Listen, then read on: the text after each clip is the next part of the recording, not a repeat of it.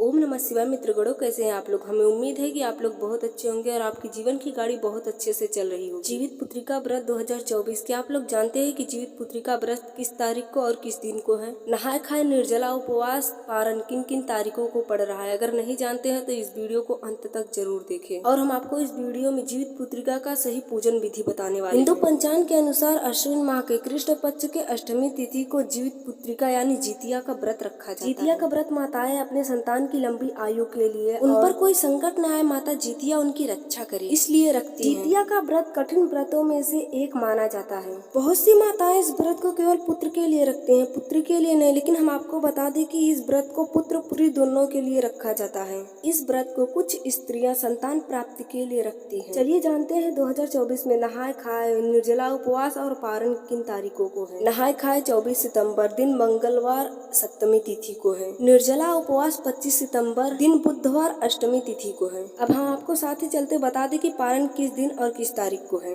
पारण 26 सितंबर दिन बृहस्पतिवार नवमी तिथि को है। अब हम आपको बता दें कि व्रत को सही ढंग से कैसे रखना है। देखो, व्रत रखने से एक दिन पहले नौनी का साग बनाकर जरूर खा लेना।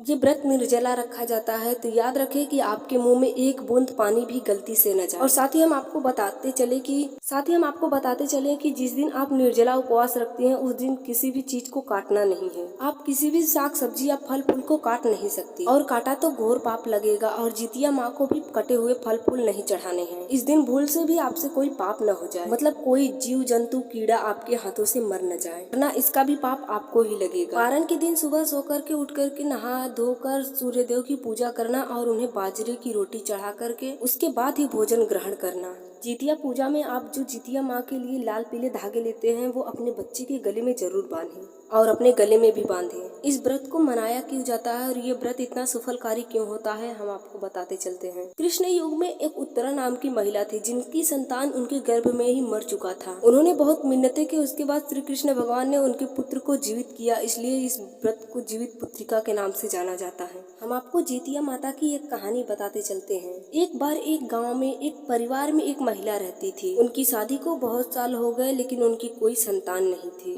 वो महिला घर का सारा काम करती, उसके बाद भी उसके घर वाले उसे ताने मार करके उसे दूर भगा देते थे। कोई बांझ कहता था तो कोई अभागिन कहता था। उस महिला के घर में लोग उसकी परछाई से भी दूर भागते थे।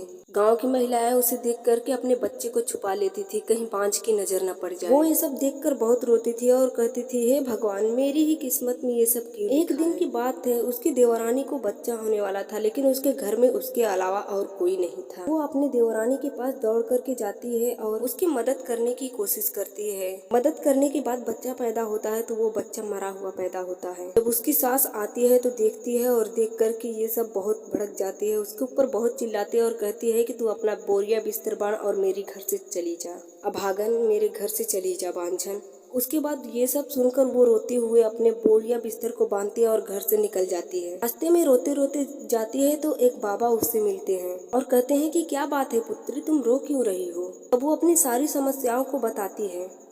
बाबा कहते हैं कि पुत्री तुम रो मत, तुम्हें मैं एक सुझाव देता हूँ। कोई भी सुझाव दो बाबा, कोई फायदा नहीं होने वाला है। लेकिन बाबा कहता है कि बेटी मेरी बात तो सुनो। पर तुम जीवित पुत्रिका यानी जितिया का व्रत रख कर देखो, हो सकता है तुम्हें संतान हो जाए। वो औरत सच्चे दिल से जितिया माँ का व्रत रखती है और जितिया माँ से अपनी संतान मांगती है। अगले ही साल उसे संतान प्राप्ति हो जाती है और उसे के घर वाले उससे बहुत खुश होते हैं और उसे घर वापस आने के लिए बोलते हैं। ये कहानी किसी किताब में नहीं लिखी हुई है, हमने किसी से सुना था तो इसलिए हमने आपको सुना दिया। कैसी लगी कहानी? अगर अच्छी लगी हो तो इस वीडियो को लाइक कर दो। इसी के साथ एक कड़वा सच बताए आपको, जिस संतान के लिए आप इतना परिश्रम करती हैं, निर्जला उपवास रखती है, वही संतान आपको बूढ़े टाइम वृद्धाश्रम छोड़ने की बात करता है। हमारी बात से सहमत हो तो कमेंट बॉक्स में जय माँ जितिया जरूर लिख देना। मेरी भी यही प्रार्थना है कि माँ जितिया सभी की संतान को अच्छे से रखे और इसी वीडियो के लिए हमारे चैनल को सब्सक्राइब कर लो।